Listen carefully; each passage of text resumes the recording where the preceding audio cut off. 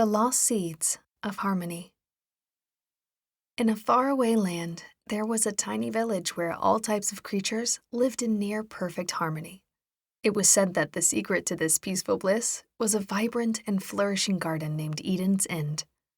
This garden was unlike any other, as it contained every imaginable plant, flower, fruit, and tree, each more beautiful than the last. No matter someone's mood, once they saw the garden, smelled the flowers, and tasted its fruit, they couldn't help but feel happy. For years, Eden's End was the embodiment of balance and beauty. But one day, a sudden drought hit the land. The flowers began to wither, the trees lost their leaves, and delicious fruits and vegetables withered on the vine. The once green garden became a barren wasteland. At the center of this garden was a grand tree called Unity, whose roots penetrated so deeply that it was spared the main wrath of the drought. This was extremely fortunate, because this particular tree hid and protected the seeds of harmony. These were the preserved original seed types of every plant represented in the garden. These alone could restore the garden's former glory. In fact, 100 such gardens. However, these seeds were stored in a large chest carved from solid stone, meticulously sealed with strong wax that kept the seeds safe from water and air.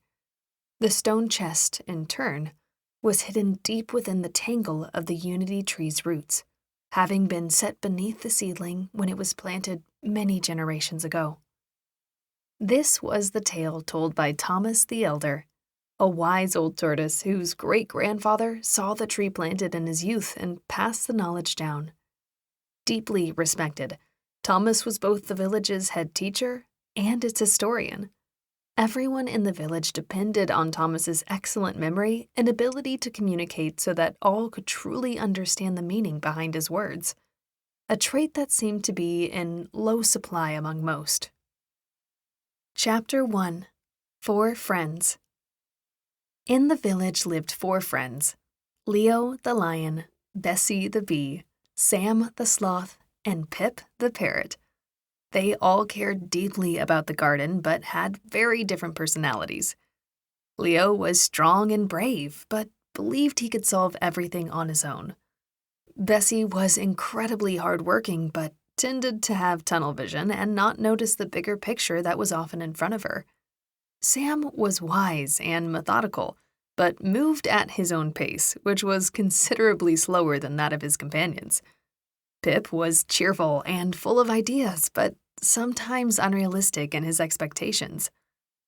One day, they gathered at their favorite meeting place to discuss the problems with the garden. This was the very place they had attended school when they were children. It was marked by a large boulder, smooth and flat on one side, that had acted as their lesson board. Their former outdoor classroom sat just 50 feet from the Unity tree, and being in their old thinking spot inspired each to create their own plan for how to save the garden. "I'll dig up the seeds myself," Leo roared confidently.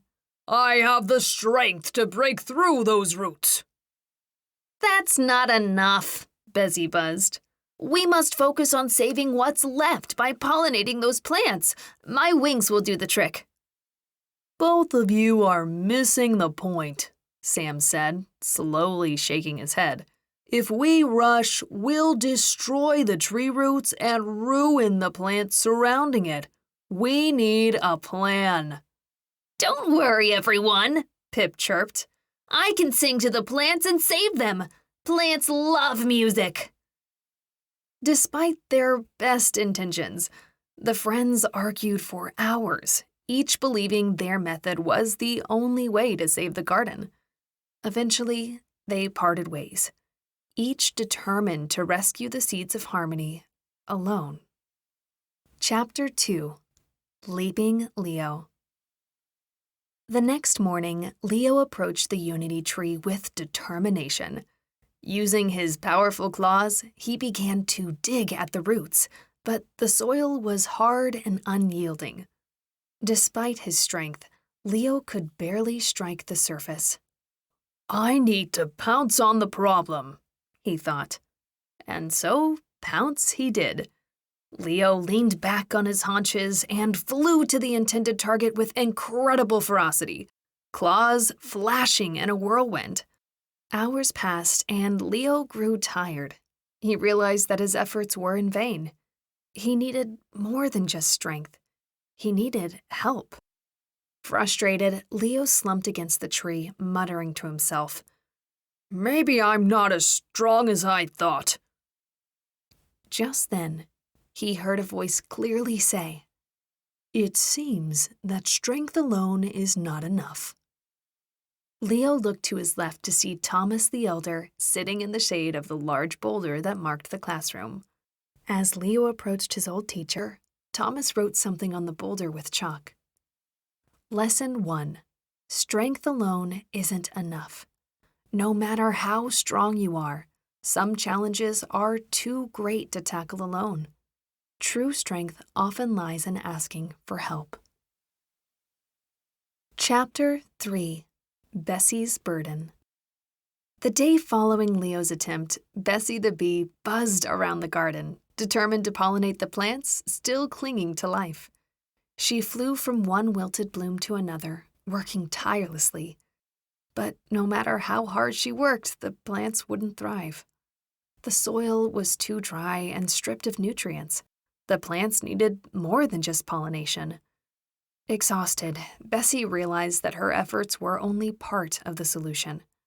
She needed others to help nourish the garden and water the plants. "I can't do this all by myself," she sighed, her wings heavy with fatigue. Knowing she was beaten, Bessie half-heartedly flew towards her old teacher, who was once again at the boulder, writing in chalk. Lesson 2. Hard work needs collaboration. Hard work, while essential, is not always enough. Sometimes even the most diligent worker needs support from others to achieve a common goal. Chapter 4. Sam's Sage Wisdom. Sam the Sloth decided that he would take a different approach. He slowly circled the unity tree, carefully studying the twisted knot of roots that went into the soil, and then studied the soil itself. "We must be patient," he said aloud to himself. "Rushing will only cause harm." For hours, Sam observed and pondered, but he made little progress. The roots were still tangled and the soil remained dry. He realized that his patience and planning were not enough without action. In a desperate effort, he dug a carefully placed furrow into the hard-packed earth, mere inches from a large root, with one of his large, sharp claws. Although his extremely long, sharp claw easily cut the hardened earth like a steel plow blade, he realized that the entire garden would be dead before he could dig enough to make a difference.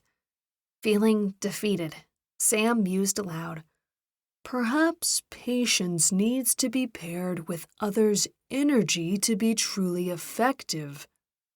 "That's an astute observation, Samuel," called Thomas the Elder from his spot of shade beside the large boulder that had once served as his lesson chalkboard. Knowing that the journey of 50 feet would take nearly an hour, Sam merely smiled and slowly waved at his former teacher, who was now writing on the boulder. Lesson 3. Patience needs action. Patience is vital, but without action, even the most well-thought-out plans can lead to stagnation. It's the balance between waiting and doing that brings about change. Chapter 5. Pip's Playful Song. Pip the parrot arrived at the unity tree with excitement. "If plants love music, then I'll sing them back to life," he exclaimed. Pip sang and sang, filling the air with his cheerful tunes. But as much as he sang, nothing changed. The flowers didn't bloom, and the soil remained cracked and dry. Pip realized that while his songs were lovely, they weren't enough to revive the garden. "My voice can't do this alone," he said sadly as his songs faded into the wind, and reached Thomas the Elder, once again at the boulder. Thomas scrawled the following message below all others on the boulder. Lesson 4. Inspiration needs grounding. While inspiration and creativity are important, they need a foundation to grow. Dreams must be rooted in reality to take shape and flourish. Chapter 6. Coming Together. Defeated and discouraged, the four friends met at their favorite spot one last time. They shared their experiences and realized that none of them had succeeded alone. This was made even more obvious by the writing on the boulder. As the sad group of friends were about to depart, Bessie the bee had something to buzz about. Look at these lessons, she said, somewhat surprised. I learned my own lesson, but seeing them all together provides a much bigger picture. Then she read them all aloud to her friends. Lesson 1. Strength alone isn't enough. No matter how strong you are, some challenges are too great to tackle alone. True strength often lies in asking for help. Lesson 2. Hard work needs collaboration. Hard work, while essential, is not always enough. Sometimes even the most diligent worker needs support from others to achieve a common goal. Lesson 3. Patience needs action. Patience is vital, but without action, even the most well-thought-out plans can lead to stagnation. It's the balance between waiting and doing that brings about change. Lesson 4. Inspiration needs grounding. While inspiration and creativity are important, they need a foundation to grow. Dreams must be rooted in reality to take shape and flourish. Once Bessie had finished reading from the boulder, Leo was the first to speak. Lesson 1 is based on my experience. I know my strength, but I couldn't even scratch the surface of the hard soil with my short claws and big paws. If only I had a small start, just 2 or 3 inches into the soil would be enough. Bessie spoke next. Lesson 2 is about my experience. I worked as hard and fast as I could, but the pollination was not enough. She continued passionately. I know good soil when I see and smell it.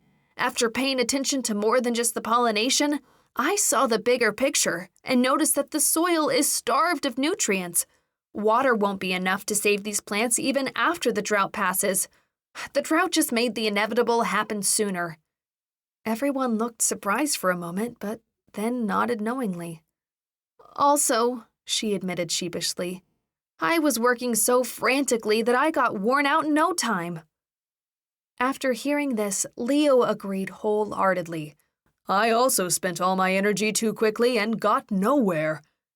It was here that Pip piped up and happily announced, Not me, I could sing all day long. Then he finished sadly, But all the inspiration in the world alone won't save a dying plant or dig a hole. Everyone nodded in silent agreement and considered their options. Nobody wanted to quit, but they had to admit that getting the seeds would be hard enough.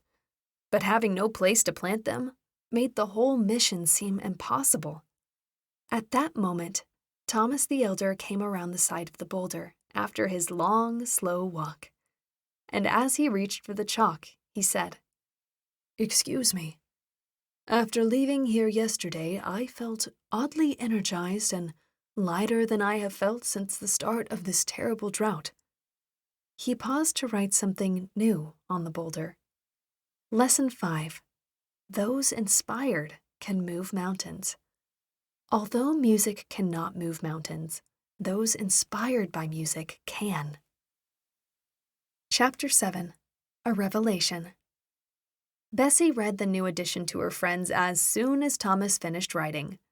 At a loss for words, the 4 friends looked expectantly at their childhood teacher. He simply looked back at the group, seemingly staring into everybody's eyes at once. Finally, Pip broke the silence. Addressing Thomas the Elder, Pip asked in an uncharacteristically shy tone, Do you mean my singing can help? The wise old tortoise gave a rare smile and replied, Yes, Pip. After I found myself humming your song into the night, I realized that it was the reason I felt so light and happy. Everyone sat in silent wonder for a moment and let this new information sink in. What if, Sam suggested, we combined our strengths? The others nodded slowly in agreement. If you can plan where to dig and break the hard earth with your giant claws to get me started, I'll dig down to the granite box easily, Leo offered, addressing Sam. And I'll point out the new area where there's good soil and the plants will flourish, Bessie added. I'll keep singing, Pip said, but this time I'll listen to the rhythm of our work. Together, they began their task. Sam found the best places to dig and started each hole for Leo by using his giant claws like the blades of a steel plow. Leo dug carefully at the soil, following Sam's instructions on where to place his claws and to keep the roots safe from harm. Bessie fluttered around, carefully testing the soil all over the village, while Pip sang a gentle, encouraging melody. As the hours passed, something amazing happened. Progress. The tiny scoring in the hard dirt became holes of softer soil. As Leo dug, Sam and Thomas slowly and gently detangled the roots. By nightfall, they had managed to tunnel down 3 feet beneath the unity tree without damaging the roots, and a large stone object was slowly revealed. It was the sealed vault that was said to contain the seeds of harmony. Working into the night, the 4 friends extracted the large stone chest, while Thomas the Elder returned to his boulder and wrote, Lesson 6. Unity brings growth. When individuals combine their unique strengths and work together, they can achieve what seemed impossible. Chapter 8. Planting the Future. After another week, the drought ended, and the 4 friends planted the seeds of harmony throughout Eden's End. They each took on responsibilities to ensure the garden thrived both now and in the future. Slowly but surely, the garden began to bloom once more. Each friend played their part. Leo ensured that the nutrient-rich soil identified by Bessie was tilled and ready for seeds. Bessie pollinated the new blossoms and helped locate soil that the 4 friends could begin to develop for garden expansion if ever needed. Sam provided wisdom and guidance on how to best nurture the plants. Pip's songs brought joy and encouragement to the growing garden and those who tended it. As part of their discovery process, they all combined their ideas to design an emergency water supply in case there was another drought. They also developed a plan to share remaining seeds from the vault and harvest seeds from the planting to restock the stone vault for a future generation. The unity tree, now stronger than ever, stood tall as a testament to their efforts, reminding them that it wasn't the strength of one, but the unity of many that restored the garden. Lesson 7. Collaboration brings abundance. The garden flourished more than ever before, proving that working together brings more than just survival. It brings prosperity and abundance. Chapter 9. The Ripple Effect. As the new garden blossomed, other creatures in the land noticed the transformation. They too began to work together, using seeds from the enormous stone seed vault, sharing their strengths and supporting each other. Thomas the Elder used the lessons learned from the 4 friends to help all in the surrounding areas, also devastated by the drought. To help everyone remember these valuable lessons, Thomas put them in a short story called The Lost Seeds of Harmony. The friends saw how their unity had inspired others. It wasn't just about saving the garden. It was about showing everyone the power of working together. Lesson 8. Teamwork inspires others. Leo, Bessie, Sam, and Pip discovered that by working together, they not only saved Eden's End, but also taught others the importance of collaboration, creating a ripple effect that reached far beyond the garden. Chapter 10. The Lasting Lesson. Years passed, and Eden's End became a legend far beyond what it had been. But one thing remained clear. The garden would always need care, and that care would always require teamwork. Leo, Bessie, Sam, and Pip continued to nurture it, each knowing that their role was vital but incomplete without the others. The unity tree stood as a reminder of the lessons they had learned, that when individuals set aside their differences and come together, they could create something truly extraordinary. Final lesson. Together, we are stronger. The story of Eden's End teaches us that our greatest potential is realized not when we work alone, but when we combine our strengths, talents, and efforts with others. The seeds of success are planted through collaboration, and when nurtured with teamwork, they grow into something far more beautiful than any one of us could create alone. And so, the seeds of harmony continued to spread, reminding all who heard the tale that the most incredible gardens are the ones we grow together.